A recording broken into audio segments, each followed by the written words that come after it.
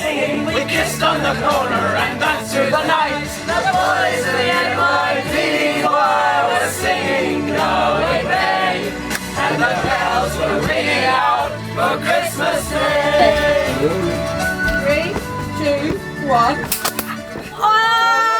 Hi, Christmas at sea, it's a strange one. I mean, for us that are drawn to the sea, I think we come to it because the sea is the closest you get to another world. You get this experience that you can't replicate on land, this community that you're dependent on each other, you're reliant on each other. The resources are limited and you have to work as a team. There's no option not to be a team.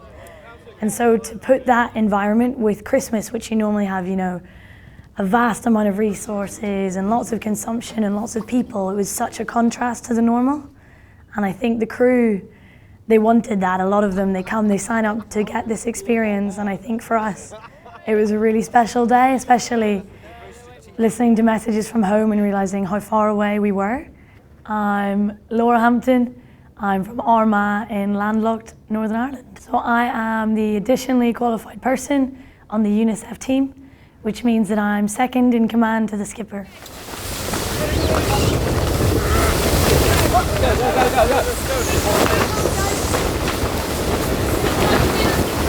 Two people hiding, everyone on the field. Yeah, quite a busy Christmas Eve. Always a palaver. Coming out of the water.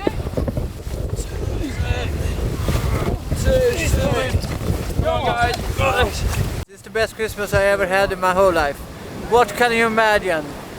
South Atlantic, Southern Ocean, Christmas Eve, dark, raining, a wrapped spinnaker, lot of nice friendly people all working together. This can't be better! That's the end. The Clipper race is a race of 11 boats that set out to go around the world for 11 months. We set off in the UK and we go all around the world, east ways, and 11 months later we're back. The race is 40,000 miles, split up into 14 separate races. They're sailed by non-professionals, people from all walks of life, some with previous sailing experience, some with not. There's 2 professional sailors on board to make sure that everything runs smoothly and safely. That's the beauty of Clipper. They've created this system of crossing the toughest oceans of the world safer. It really isn't a cruise, it's working all day, every day, from when we leave to when we arrive. They'll be short of sleep, they'll be tired, they'll be wet, they'll be cold, they'll be uncomfortable and they'll be loving every minute of it. It brings out the best in people. It really starts to teach you about yourself. I think a lot of people, when they start off, really have no idea what they're undertaking. I think that realization that once the boat has sailed, you cannot pull out. Every single one of them is looking for an adventure in their own right, and every single one of them will get it as well. It offers people that opportunity to do it as safely as possible, you know, and to really sort of push themselves and to sort of go to places on the planet that you would never get to. There are definitely moments when you are out there and you're asking, why am I doing this? That's what people want. That's why people have signed up for it. They haven't signed up for champagne sailing. You know, professional or non-professional, the same conditions are waiting for you out there. Something that you can't quite understand till you're there, just what it's like. At some points in this race, we're closer to the people in the International Space Station than we are to anyone else on the planet.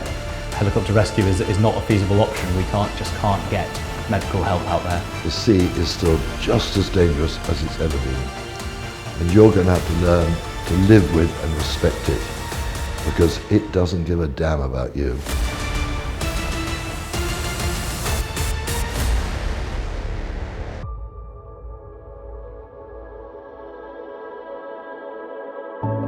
Oh, my name is Hans Ibrel. I'm from Sweden, Stockholm. I've been working all my life, and I've always been looking forward to do something like this. It's always been a dream to sail around the world.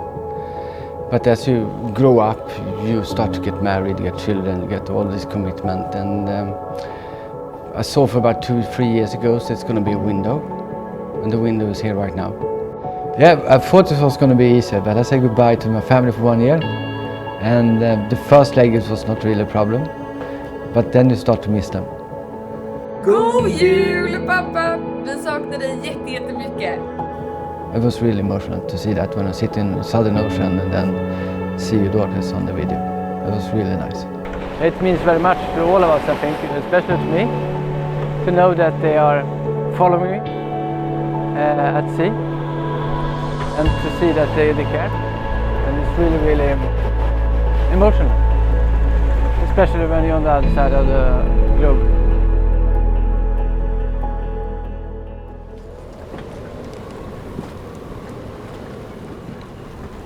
This is our emergency roll call. We're going to be doing it a lot on the race, so let's get nice and slick. 1, 2, 3, 4. I'm Dan Bodie and I'm the skipper of the team UNICEF. So the race is going great so far. We had a podium on the first race, we came third. Since then we've kind of been mid-fleet, we've had an 8th and a couple of 5ths. But we've been competing with the top boats. The fleet's really tight, so a 5th place is still really good. Like, it's a couple of hours between the lead boats. One bad tactical decision and you're out at the front running, so really happy.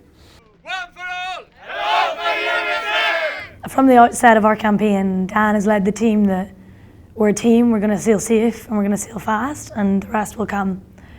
And I think that's very much been our ethos. We work hard, we sail hard, but at the end of the day, there's a vast amount of expectations on the boat.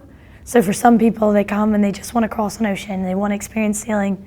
For some, they've been on for a couple of legs, they're getting really into it and they want to push the boat. And so balancing those dynamics is sometimes tricky. And so for us, that's our motto, is sail safe and sail fast, and what comes will come. So I'm George Coldham. I'm from the northwest of England in the Lake District, and I was a software consultant before deciding to sail around the world. I've wanted to sail around the world in some kind of capacity since I was 12, 13 years old. For some reason I wrote something like along the lines of a bucket list, things I wanted to do, and sailing around the world was one of them. And Clipper, when I first found it, became the way to do that. We're sort of middle of the fleet, which is good, but a little bit frustrating. You obviously always want more. I am competitive. I am someone who, when there's a competition there, I do want to do well in it. To be mid-fleet is great, but also, yeah, I want more. So we've got about 20 minutes before lines start to be slipped. And remember to be kind even when you're feeling not necessarily very charitable. We're all giving 110%, but my 10% is different to your 110%. So remember that. If someone's struggling, try and give them a bit of support. We don't know what's going on in their heads. You might be having a great day, but they might not be. So just be aware, yeah? Fantastic. We're in Fremantle, about to start race 5. That is Fremantle, Australia to Newcastle, Australia. It's roughly 2,500 miles around the south of Tasmania. This race actually goes quite a long way south, partially because we go south of Tasmania. We have a lower limit of 45 degrees south. Our ice limiting latitude is put in by the race office as part of the course instructions. So if we infringe on that line, then we'll get a 6-hour time penalty. So I joke with the crew that if we go over the line, that we're going to hit a big sheet of ice. Yeah, so no, it's not an easier leg than the others. Some people might think so because you're close to land for some of it. But because we do go all the way south, we're still entering the roaring 40s. We're still experiencing that cold weather. We're still experiencing the big storms. Hey, slip out, please! Have a great one, guys. Have a good race, guys. Have a good one.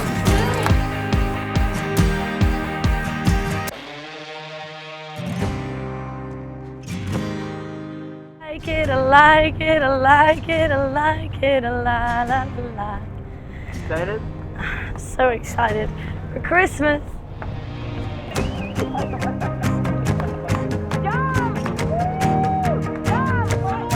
We are just leaving Fremantle, we've just slipped lines. We're about to sail from Fremantle all the way around South Tasmania, probably going to the most southern point of the race, up to Newcastle. Please guys.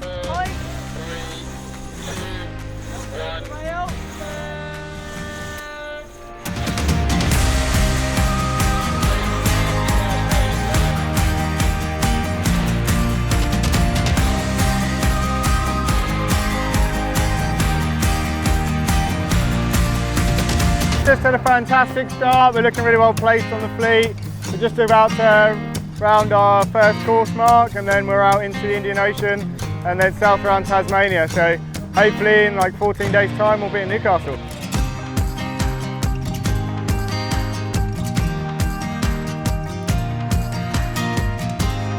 It's definitely all to play for, and a pretty exciting start to the race. Probably the most exciting we've had yet.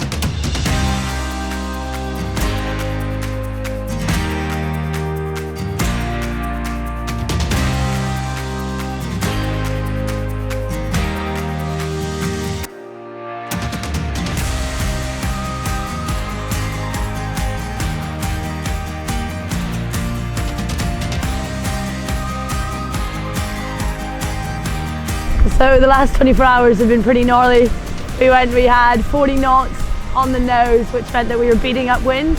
So we went straight into life at 45 degrees. It was pretty tough for the crew. Moving around the boat was hard, and we had quite a lot of seasickness, but we sort of seem to be through it now. We're heading south. The only way to find wind here, because the wind hole is South Australia. So down to South 45 and try the wind. So we dive south so quickly because we're trying to get into better wind, into better weather to allow us to go east to the finish. Now on the start of this race, the wind was kind of blowing from the east, which meant that we couldn't go east. We couldn't go in the direction we wanted to for a shortest distance. We made the decision to dive south and just to keep going till we got to pretty much the southern limit, and then to just kind of bounce along that. It's much nicer cruising along now. We've got sunset. The boat's flattened out, so we're not slamming down the waves anymore. But fingers crossed we keep enough wind to get through, because wind holes are what's next on the agenda. So straight from 40 knots into wind holes is what's forecasted at the minute.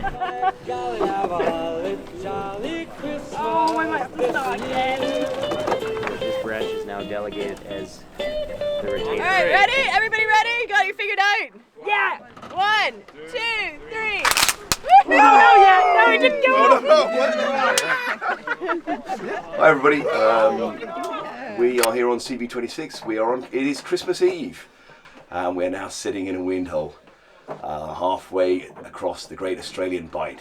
We've sailed round Cape Lewin, one of the 5 great capes that all sailors want to cross around, and we are about halfway between there and Tasmania. I'm Mike Miller, and I'm the skipper of PSP Logistics in the Clipper Around the World race. This is my 3rd Clipper race. On the 17-18 race, I signed up as crew. I joined the crew like everyone else, did all 8 legs, started in Liverpool, finished in Liverpool, but was so taken by the experience and how much it had changed me that I knew that my life needed to take a different direction. This was my life now. Most of the other boats went south. They pushed really far south, right down, and to try and find some wind close to our southern ice limit. So it seems like you're going in the wrong direction by going south. Looking back on it now, I didn't commit quite as hard as I might have done to that. And I think that's probably a mistake that I made. We didn't get deep south quickly enough. And so 3 or 4 or 5 of the boats managed to get slightly ahead of us, which was a little bit frustrating. Dealing with that mid-table performance, particularly when the leaders are a long way ahead, that challenge of maintaining crew morale through that, when they see that situation unfolding, maintaining crew morale through that is a proper leadership challenge. The skippering style has to be different. I mean, you do have to be a headmaster at times, when everyone's sitting there, sitting there in a grump, feeling cold, feeling miserable. Running low on the borderlines, and you tell me that you're doing fine. Everybody's here for the same reasons. We are here for ocean racing at the end of the day. It's a big adventure, but It's an ocean race. Pulls you right on through the door. I'm very competitive, and at the beginning I was really looking forward to just race around the world. I had a few low moments, especially when we are under heavy load of hard work on boat and we go upwind for a long time. Come with me, I'll take you there, I'll take you. It's a proper challenge to get everyone together and remind each other and find a way not to just sit at the front of the meeting and make sort of Henry V type speeches, but actually really get into people's hearts. They have committed to a sailboat race out in the middle of the ocean. They haven't committed to a holiday on the shore. The old cliche is always true. The more you put in, the more you get out. Talk is cheap, but we're wasting time. So hold on to all that feeds your soul. The more you look at the birds, the more you look for the whales, the more you marvel at the stars and the sun and the sky and the ocean, and the fact that we were able to have an amazing Christmas party in the middle of nowhere. When people think about it, they take it in and they suddenly say, actually, you can sort of see their attitude changing. And it happens almost sort of one person at a time. It's very infectious and it really starts to grow, and then suddenly everyone's coming to me saying, Mike, what can we do better? How can we enjoy this more? What can we be doing? That's when you sit back and say, this is a team that I'm proud of. The nice thing about it is that everybody would help each other. We will all help each other and get the best out of each other and support each other on the boat, because this is what the Clipper race is about.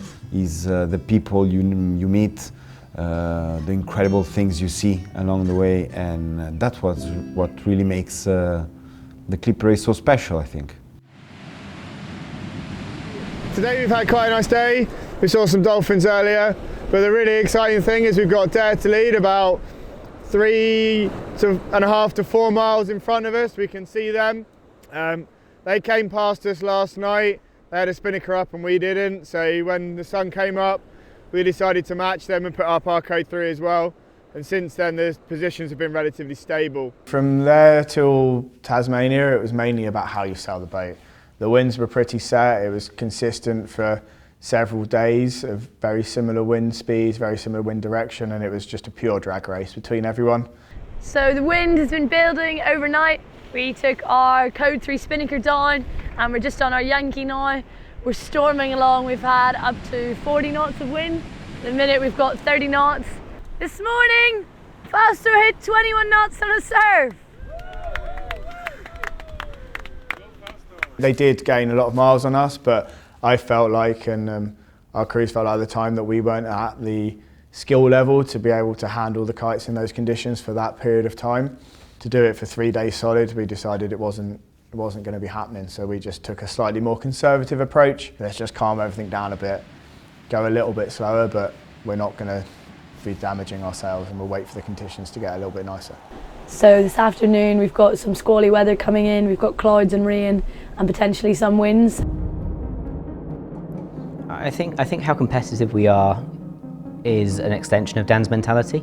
Dan's obviously got experience in the race prior to this race, and he sort of carried that mentality through, which is if you look after the boat, it'll look after you.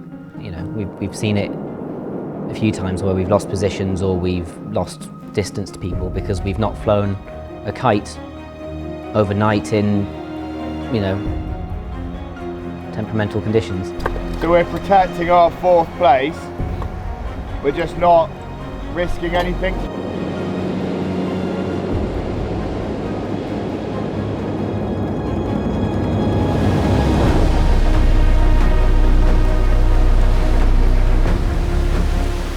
We've had a few people that have got very frustrated with, you know, being overtaken or it pushing to the very limit of the boat.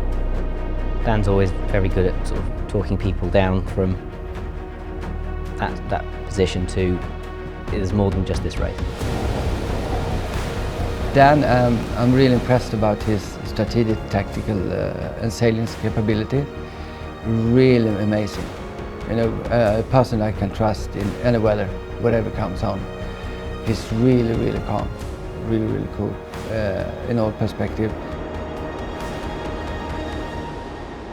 At the end of the day, there's a vast amount of expectations on the boat. So for some people, they come and they just want to cross an ocean, they want to experience sailing. For some, they've been on for a couple of legs, they're getting really into it and they want to push the boat. And so balancing those dynamics is sometimes tricky. And so for us, that's our motto, is sail safe and sail fast, and what comes will come. And it's the risk versus reward on the racing, but from a safety side of things, if it is on that marginal line and you've only got maybe 1 or 2 crew members that can cope with those conditions, from a helming perspective, if we're turning around and being really restrictive because we're pushing a sail plan, then that means that some people are going to maybe not get the same experience that they want out of it. So it's a tough balance between pushing the boats really hard because you want to come first, but also giving everyone a fair experience and giving them all opportunity to be able to helm the boats in these different conditions. We are playing for overall position. We're not playing for an individual race, but we're not going to blow everything up just to win one race at the cost of around the world. I don't regret it at all for our crews, and our skill level, it wasn't really feasible for that length of time. So we flew the same sails as them some days and we didn't others, and that's just the way it works. This is the furthest south we will be ever in the Clipper race, unless something goes really wrong. So we can wave goodbye to 45 south, and this kind of is momentous for those of us going around the world. We've done all of this and all of that. Yeah. Just got to the bottom of Tasmania, in that part of the country, and we're now rounding the bottom course marks and starting our track north. So we've been to the southernmost point we'll ever be on this race, and now we're just heading up north for the next couple of days to get to Newcastle. Ready, 1, 2, 3. Great, that's when you're supposed to blow the little whistles.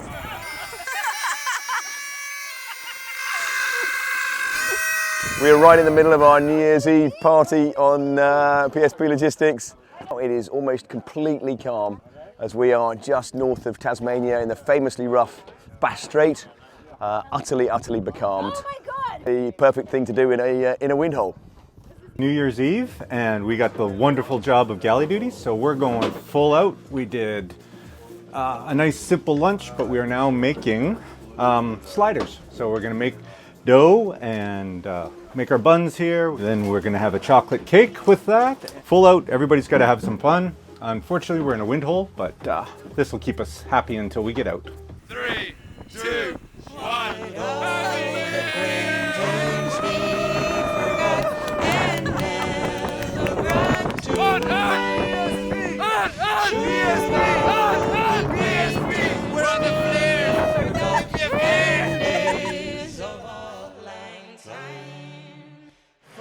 We are charging up the Australian coast. We've just gone past the bottom of Australia, past Cape Howe.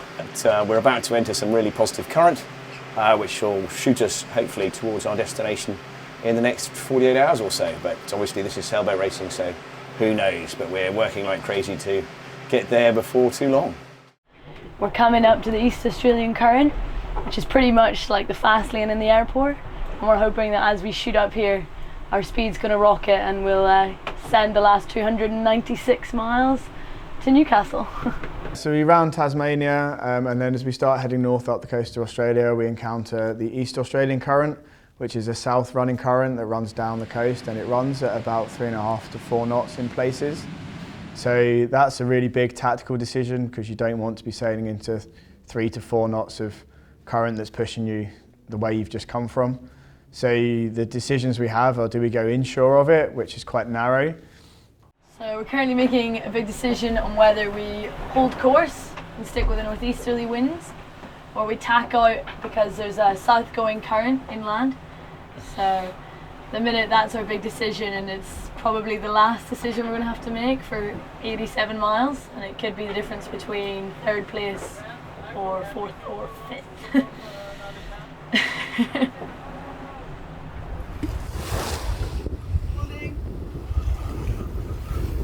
So we have right now, we are heading here up to Newcastle. We have 40 nautical miles left.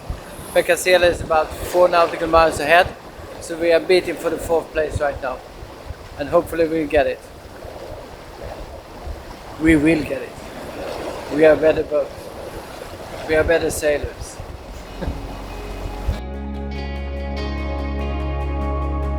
Okay, we're arriving into Newcastle. Finish line is just there. Everyone's celebrating, ready to celebrate. We're in Fremantle. We're in Newcastle.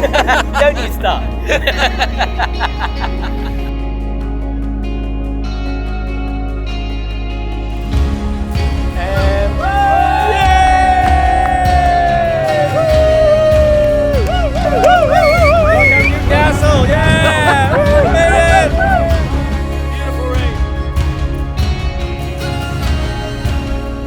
Just finished Race 5 from Fremantle to Newcastle.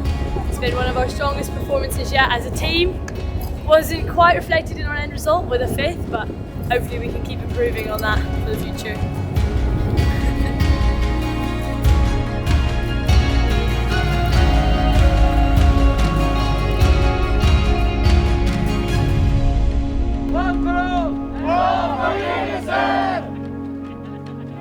We finally finished the race in 8th place. If you think about, the tactical decisions that, I knew leaving Fremantle, go hard, get south fast, but I didn't do it. Not actually using the lessons and the knowledge that I have is probably the thing that I need to work out how to use most. Like any sports coach is going to say, there's positives here, we're going to take positives out of this. Yeah, lots to build on. Yeah, we're learning our lessons. A few times I thought to quit the race, but the crew kept me going. We are out there all together. We are one team, and it's incredible. Really, I'm so proud of our team, and I'm proud of the fact that they kept me going all the time. Yeah, and there was times out there where you're thinking, can I manage it? Can I continue? Should I break? Should I go home? And then you get this extra heartbeat of the feeling that you have really achieved it. And that feeling no one can take away from you.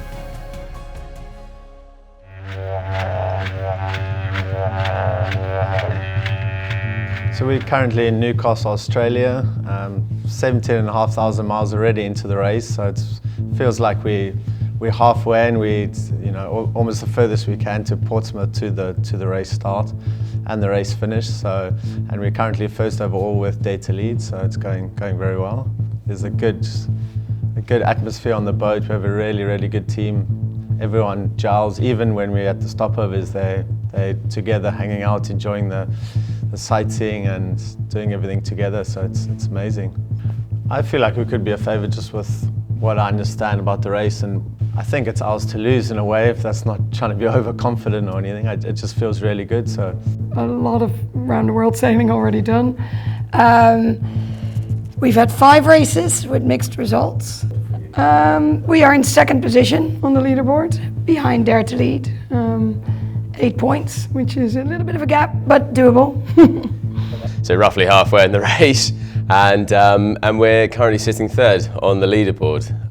I never sort of set it as my goal. I always wanted to be towards the top end of the fleet, but we've been doing well recently. Yeah, there's no other way to put it. Like, it's been sort of 3 podiums in a row. 1st place has eluded us so far. We're the only boat to have beaten everybody in the fleet but not come first. So we are halfway through the circumnavigation now, and Halon Bay has had some ups and downs.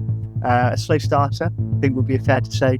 The one thing I wasn't prepared for as a match as I could be was the difficulty of forming a crew.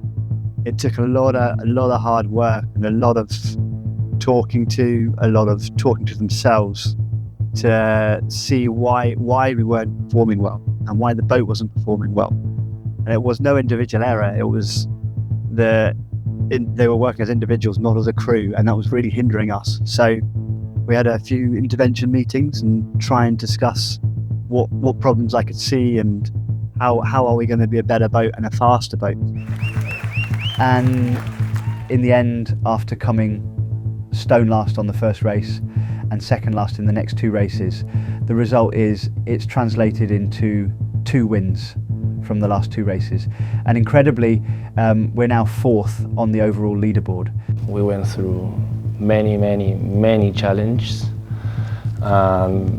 We had some really bad results in these last 2 legs, which after winning into my home port, now I dropped from place number 1 to 2 to 3, and now I'm sitting in 5th.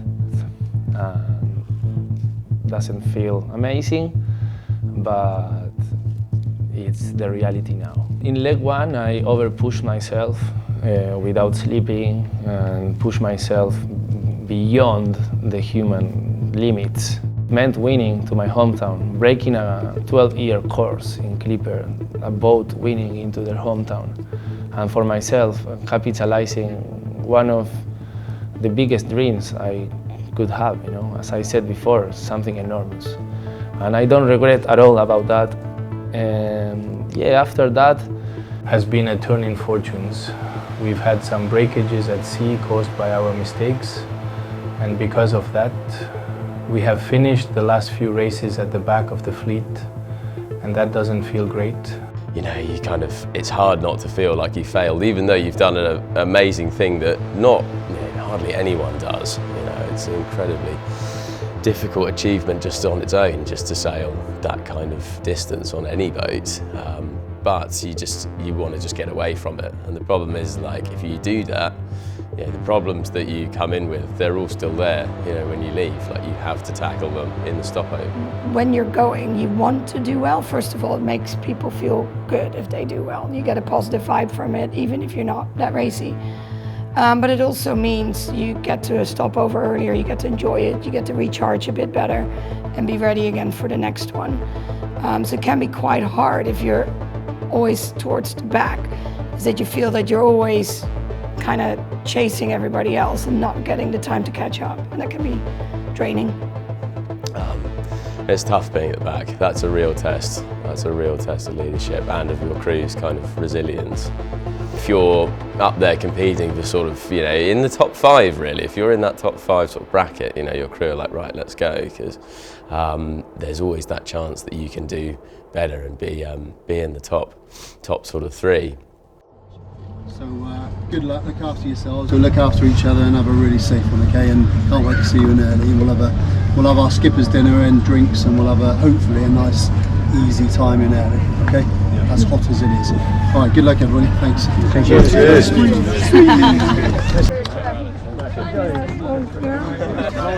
the best, good luck. James, have a good one. Thank you, cheers for everything.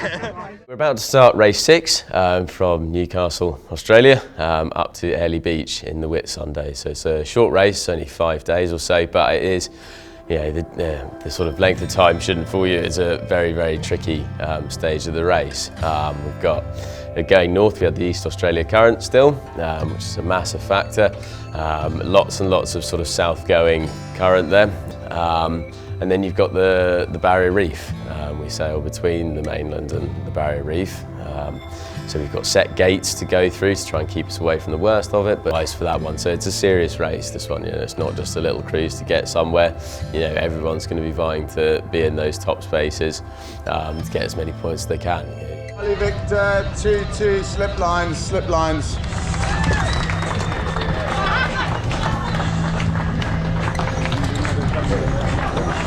up, fender forward.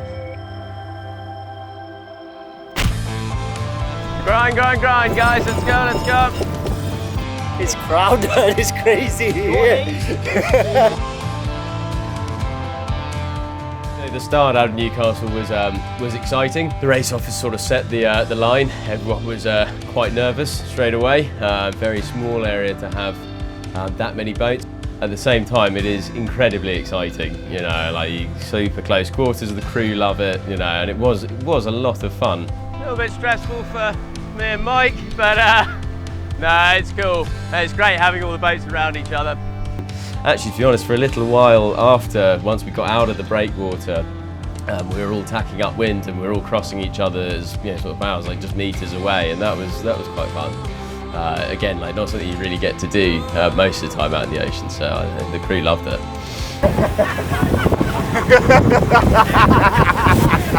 Oh, let's do another one! Please hit!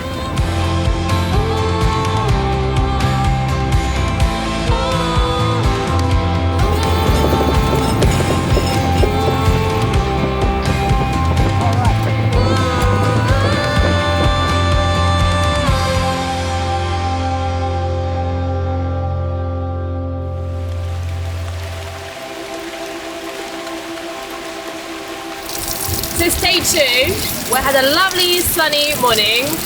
You probably can't tell from what's happening now, but it was sunny, I promise. And now we have this. Bit of a rain, or a bit of a shower, freshwater shower. Yes, so starting off in Newcastle, obviously like heading north, we had the East Australian current to contend with, still a lot of it going the other way, and that made for some really big sort of tactical decisions. It's like almost putting a big barrier right down the middle of the racetrack and sort of asking the boats to split one way or the other. You get sort of like a thermal picture of the current, because the current is warmer than the seawater around it, so you can almost see it quite clearly. When the decision time was sort of looming, me and Mike, my AQP, we discussed it for a long time. We both sort of individually looked at it, and then we sort of came together and talked about what we thought. We both came up with the conclusion that all of the sort of data, all of the information we had at that point there, suggested to go inshore. No, we definitely need to get inshore. Yeah, so I think only 2 hours of this should get us up here. But at the same time, we wanted to put it to the crew, and it's important when you make a big decision like that could go really well or really badly, that they understand that and they understand the consequences.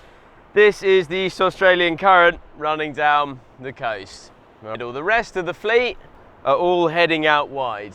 Okay, we're coming first, all right, which is very good, well done. Like I said, everything on paper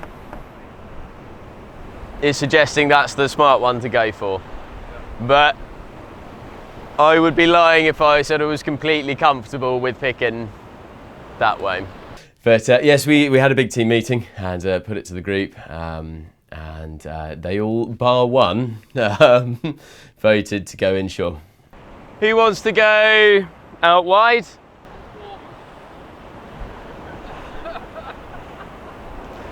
Right. So me and Mike both think this way too, okay? So let's go for it, guys, okay?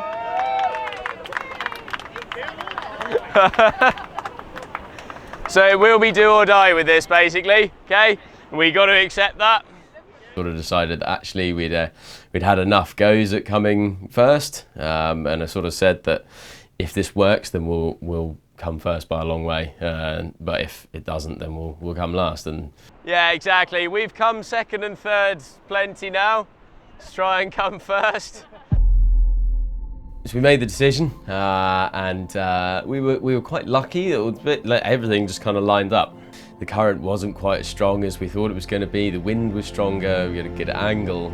Yeah, and the crew sailed it phenomenally well. People sort of asking, how much of it is tactics, how much of it's sailing, how much is luck, and it's all three. Doing well though, guys, doing well on the other boats. All right, second place is 40 miles behind us at the moment. Okay. Luckily we just for this race, they all seemed to slot into place, and we came out with a really big lead, which was, not what we were expecting, to be honest. Thought it was going to be a lot tighter than that. Strategy at the moment, it's worked quite well so far going inshore. When we were starting to go through the gates, there was a feeling of like, we've got it as long as we don't do something bad. It was more that we were more nervous about having a navigational problem going through the reef, because we're still pushing quite hard, spinnakers. We went through all of the narrow sort of pinch points in the coral at night. Got the last gate in 10 miles time, and then it's sort of 90 miles to the finish, so really happy. And we are 78 miles ahead of second place. So really, really proud of the guys. So it was a really exciting night, but it was quite tense. Yeah, good. We just had a flying fish land basically in the pudding bowl, which is exciting. Ah! Oh no! We only really breathed a sigh of relief when we were through the gates, and we were sort of like, right, this is it, we've done it. And we've just begun our sort of final approach into the finish line, and yeah, we're coming first. So yeah, I think with 10 miles to go, I think we've won.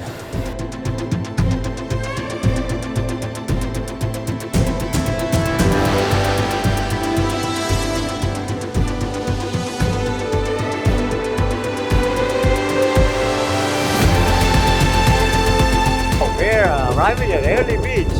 We are the first to arrive. Wow, this is so exciting. What a way to finish halfway around the world. 5, 4, 3, 2, 1.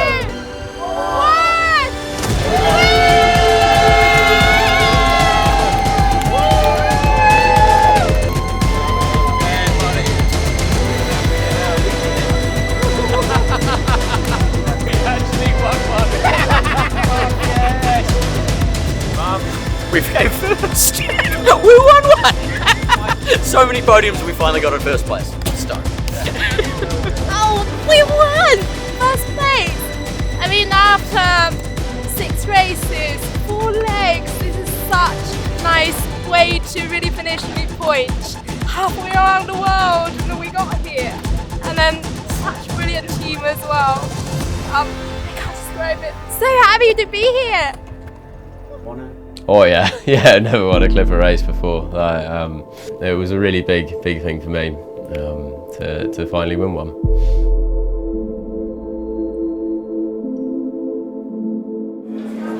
Oh, just no longer. What I really want to hear is whether they're going to do anything to shorten the race, speed it up or anything like that. Are you enjoying Airlie Beach? Very cool. Well, I say a very cool place. It's really hot, isn't it? But it's a very beautiful place as well. This is the reason why we are having a briefing today, and you're not leaving tomorrow, as you all probably know. So we knew it was there. We were watching it for days and days and days, getting information from all of our various weather models and our experts in the UK as well to help with decisions. We've got an enforced delay, and I don't know how you guys feel about that enforced delay. I think it's definitely the right decision from a safety perspective. Feeling a little overwhelmed. The detail of the exit plan to the Le Mans start, and then the route, and then coming into Halong Bay, and all the weather patterns and sort of predictions, particularly at the moment when we're dealing with such difficult weather conditions. So my name is Sarah Nelson. I am from the UK, but I live in Vietnam, and I am on the Halong Bay boat. So I'm doing leg 5 and leg 6. So from here to Seattle. So nervous, you know, on the plane. You're kind of going by yourself. But then once we arrived, and I went down to the boat before registration and just said hello to everyone. And then suddenly it's like, okay, we're all right. Everyone's here. Everyone's so nice. Like, the Round the Worlders obviously are bringing all of their experience with them, and so immediately very helpful. Yeah, it's suddenly, just that anxiety of coming out is a bit more at ease now.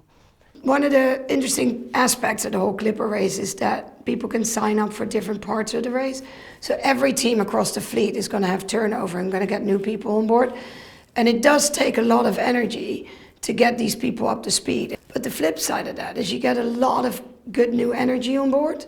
People that still love everything and want to throw all their energy at it, and they want to learn, and they're super motivated. I am Sonja Hamhuis, and I'm from Utrecht in the Netherlands.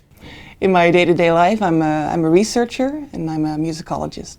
And I'm an ambassador for Team Perseverance, about to start leg 5 of the Clipper race to Halong Bay.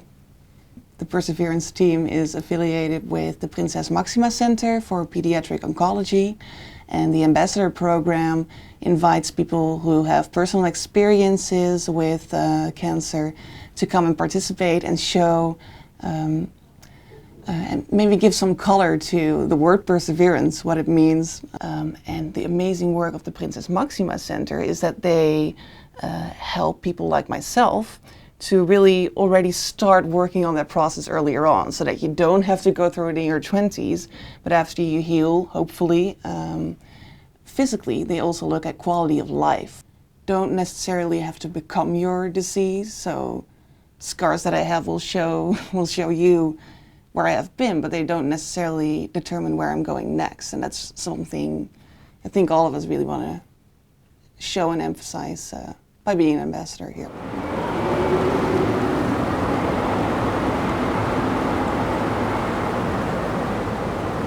So we ended up leaving Airlie Beach a little bit late because of the cyclone that came through. We actually were delayed by 4 days. The cyclone came through as we were still on shore. It was quite windy. Probably a good thing we weren't at sea. That's our 1 minute warning on the radio, so yeah, let's start this adventure. The next race from Airlie Beach to Halong Bay is 6,500 miles. Yeah, it's going to be a long old race. We've got 28 days in searing heat, lots of humidity, and a lot of commercial fishing vessels as we get nearer to Halong.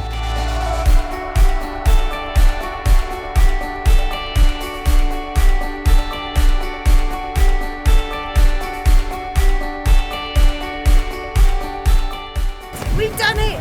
We have finally left Airlie Beach.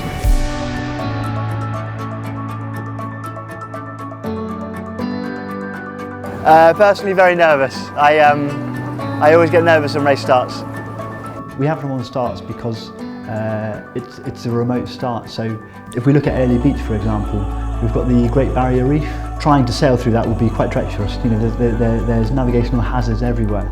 For the safety of the fleet and for the efficiency of the race, what we do, we actually motor beyond the reef, and then once we get outside there, we're given a virtual mark, and then the lead skipper, in this case it was Ryan on Dare to Lead, in getting all 11 boats in radio contact, and then he'll put us in a line that's been predetermined in order, and at 4 minutes, all the crew must be behind the coffee pedestal.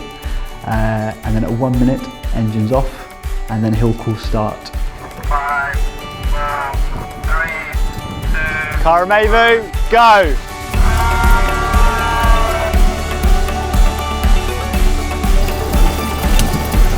Laura, big ease, Laura! Come on, John!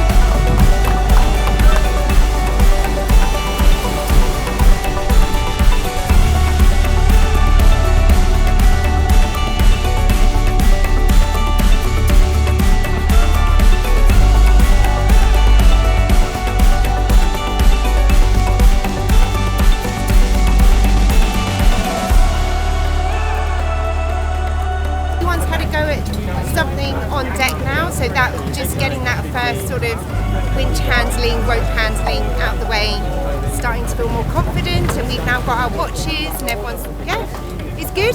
We're getting started. It's just a hunker down now, 4,500 miles. Can everyone hydrate, maintain sun cream, maintain energies, and we'll go from there. So it's the end of the first day. We've run 115 miles so far, and we're in front. We're first position. This is the kind of layout of the pack. You can see us, CV23, that's Perseverance in front. So the boats that stick further east manage to get north quicker, and that is the conventional wisdom on this particular race. The quicker you get north, the quicker you're going to get into the trade winds. So for every mile we were moving over to the west, others were getting north quicker, and there was a risk in that. The weather forecast showed that we still would have wind. It would just take us a little bit longer to get to the stronger winds. Okay, steadily,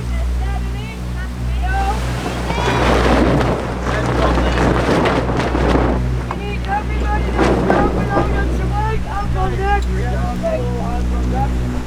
Yeah, confirm you're ready for me. A little bit of an event here on board. We've been cruising along nicely, basically since the start. Not much had happened, and all of a sudden the squall hits us. Wind shoots up, the direction changes, and we broach with our kite up. And in the broach, our steering broke. So the person on the helm was like, this isn't working anymore. So we quickly got all hands on deck, dropped the kite while I took the helm on the other side, and our engineer dove down in the last, started repairing. Took us about an hour to get the steering going again. We're all good now, and we're now getting ready to hoist to code 3. At one point a girl on the helm said, oh look at that, that looks cool. And I look and I was like, oh no, that's not cool.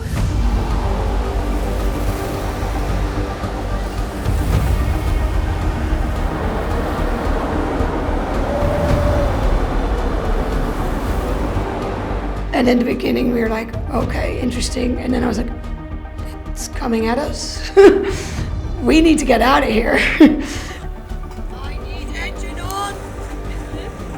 I think there's such a sensory overload in that moment that you're trying to process what's happening right in front of you, and then you are really focused, or I am, and listening to what our skipper and all the other people calling the shots in that moment, what they are saying. So I'm really focused on what I'm seeing in front of me and what I'm hearing in terms of what do we have to do, and then everything else just kind of passed me, I suppose.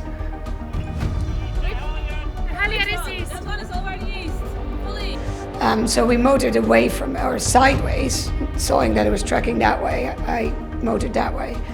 And we waited it out a bit, and then it kind of curved around, and it ended up sticking for quite a while at the original place where we had turned on the engine. They were like, oh, it's a good thing we moved. When it moved on, we curled back to where we'd turned on the engine, turned off the engine and started sailing again. And like the racing rules state, we then declared it to the race office with all the coordinates, how long we motored for, and that we came back to the exact same point. It cost us 3 places at the time. So that's an acceptable thing to do and a safety measure. So.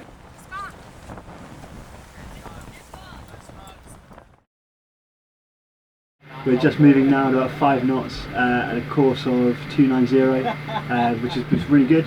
And in 8 miles north, we get to the equator.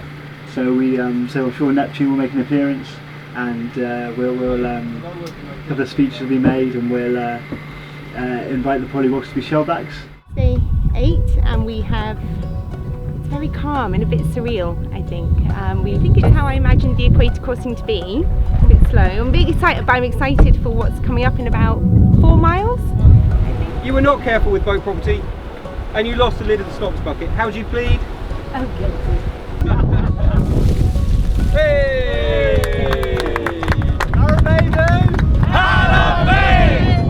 We find ourselves towards the back of the front pack, unfortunately. At our 12 o'clock position report, so it's got us currently in 6th place. Try and keep the boat going fast, try and keep the speed up, and last night we had a big old squall come over, and again unfortunately another big wind hole. So it's not been our best 48 hours sailing.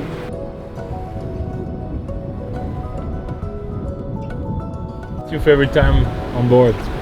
This time, maybe 5, 6 a.m. in the morning when the sun's coming up. And then when you're on the afternoon, the sunset shift as well. Yeah, really, the colours.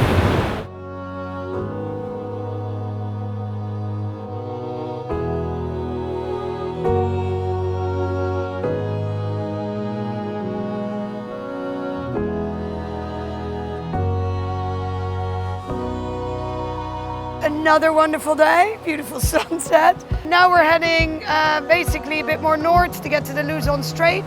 It's a bit of an in-between day, it almost seems. We have to round the mark in the Luzon Strait, and then we're on to the home stretch, which is in the South China Sea.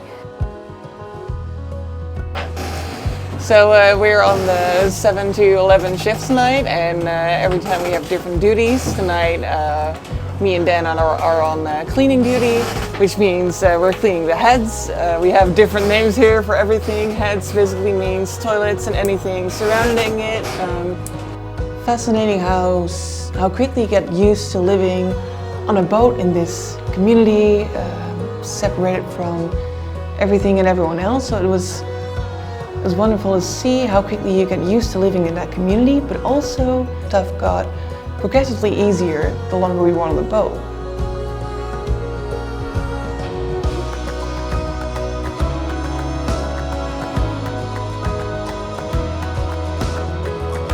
So I was very nervous initially to be joining, but what I found from the first day we met, this was still offshore in Airlie Beach, was that all the people who were doing around the world were very welcoming, and they were happy to have us on board, willing to share their experiences. Here I am, such a newbie. I only trained there 4 weeks in Gosport.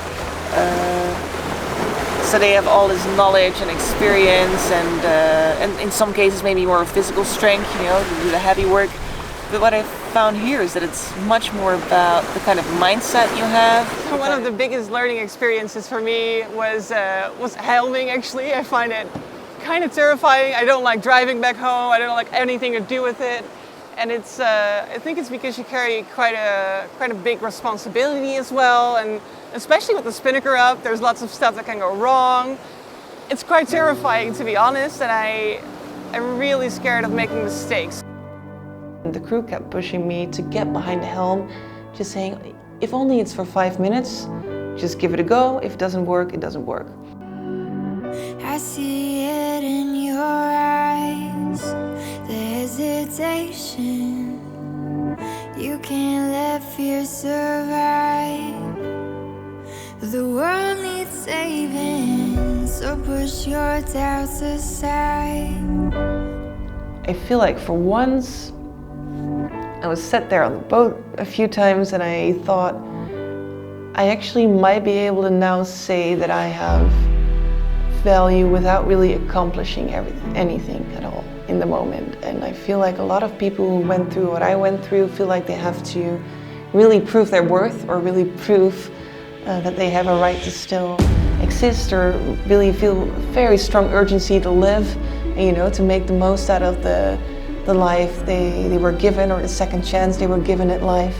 And that puts a really high pressure on yourself sometimes. Steady on till you scare the fear away. You're only getting braver, you're only getting braver. But sometimes you're adding value just by being there. You don't really have to come in first all the time or be the best at anything right off the bat. And that's something I hope that I'll show. And I also hope it shows people, you know, just take a leap sometimes and you're able to recover in ways you didn't expect. Yeah.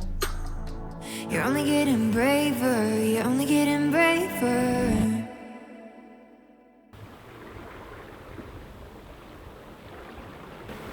Looking for fishing nets. The last watch passed about 11 or 12 of them during their watch, and they spread out in a line. They have white buoys with flags on them, a big line of them, so we just have to be careful not to go too close to any of the buoys.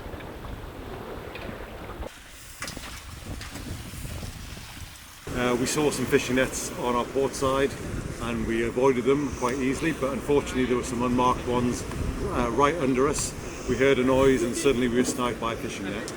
So that meant all hands on deck, and luckily the fishing net actually came free, so we didn't have to go free from under the boat. So it's actually perfect timing because wind's about to set to build, and that's going to give us a great run into Halong Bay.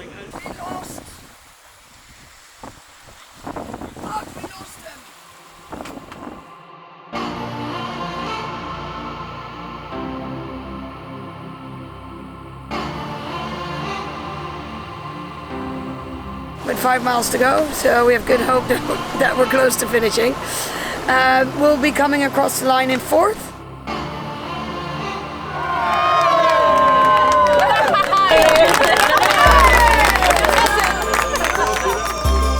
In Airlie Beach, I thought I would be happy about being at this point where I kind of accomplished this.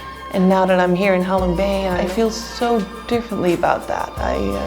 And my mom asked me, if you were able to do another leg, would you? And when I was in Airlie Beach, that would have been a hard no, a very hard no.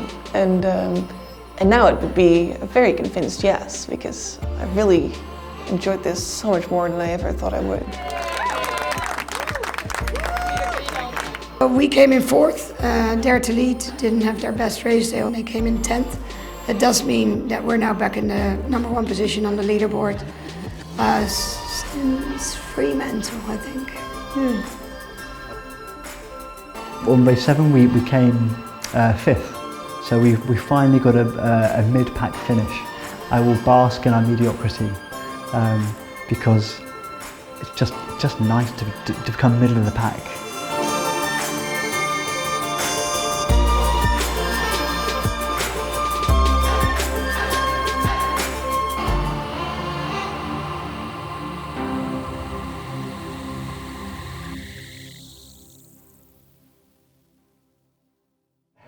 Are we going to see another tattoo? We might see another tattoo because it would kind of fit. I got this one. I got it when my body physically healed from the cancer when I was about 18. So what are you waiting for? And then I got a second one once I mentally kind of healed, which is only about a year ago. Oh, what are you waiting for? And I would think there's space for a third one, because this has been my third part of healing and maybe the last bit I kind of needed. I feel a little unsafe on the surface. But I know there will be an additional tattoo. I don't know what it will look like yet, but I know it will be there. I feel a little unstable in all this. So what are you waiting for?